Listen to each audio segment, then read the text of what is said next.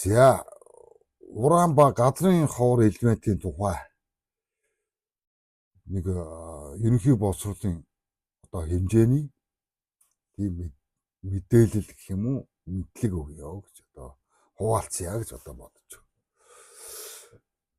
Тэгээ урааныг бол аюултай хэтг. За энийг одоо бий биш гэдэг. Энэ шинжлэх ухаантай гэж хэлдэг гэж.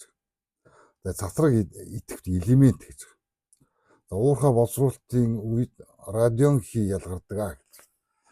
За уран түүний задралын бүтээгдэхүүнүүд хөрс усанд тархах эрсдэлтэй гэж. За удаан хугацаанд өндөр тунгаар өртгөл хор тавдар зэрэг эрүүл мэндийн эрсдэл нэмэгддэг гэж. За шинжлэх ухаан ингэж үздэг юм байна. За ингээд аюул, за хоруу чанар, за өртөлт гэдэг юм.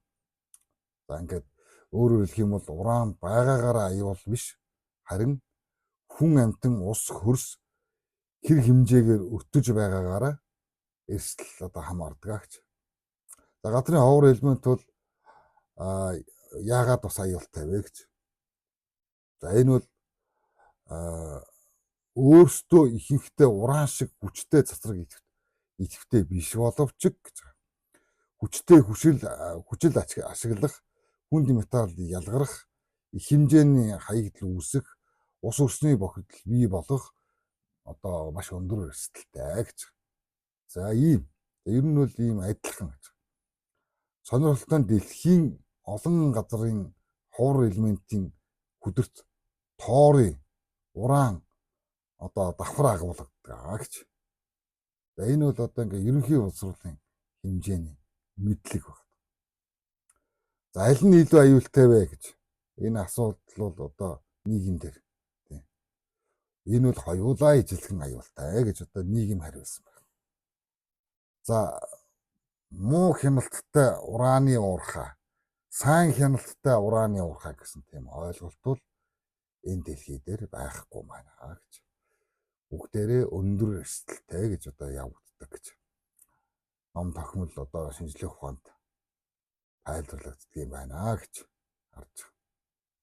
За уран ба газрын ховор элементийн олборлолт хоёулаа эрсдэлтэй гэж шинжлэх ухаан хэлээд байдаг. Гэхдээ эрсдлийн төрөл нь өөр гэдэг.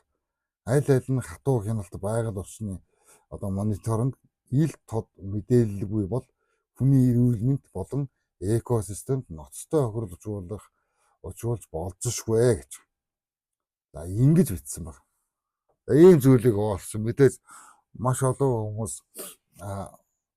уран хоргон байна, уран хөгжил юм байна.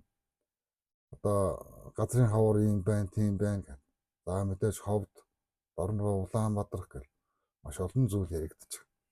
Би бол энэ шинжлэх ухаан гэдэг юм итгэх гээд шүү дээ.